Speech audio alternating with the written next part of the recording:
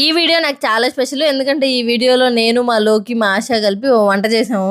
Long ago, మరీ long కాదు కానీ ఓ 2 years లాంగ్ ఎగో. మా లోకి నా దగ్గర ఉన్నాడు 1 month అలాగా. ఎంసెట్ కి ప్రిపేర్ అవుతా అనుకుంటా. అప్పుడు ఏంటంటే నేను ఆఫ్టర్నూన్ కి లంచ్, మార్నింగ్ కి ప్రిపేర్ చేసి పంపించేసేదాన్ని. నేను ఎప్పుడు చెప్పే మాట మనకి వంట అంతంత మాత్రమే. ఇప్పుడు పర్వాలేదు కానీ 2 years బ్యాక్ అంటే కొంచెం అటు ఇటుగానే ఉండేది. నేను ఎలా వండినా వండి బాక్స్ లో పెట్టినా ఈవినింగ్ మా వాడు వచ్చి చెప్పే ఒకే ఒక మాట, పిన్ని సూపర్ గా ఉంది పిన్ని ఈ రోజు నువ్వు చేసింది. ఒక రోజు అయితే నేను ఏదో చేసి పెట్టి పంపిస్తే వాడి ఇంటికి వచ్చి బిర్యానీ భలే చేసావు పిన్ని ఈ రోజు.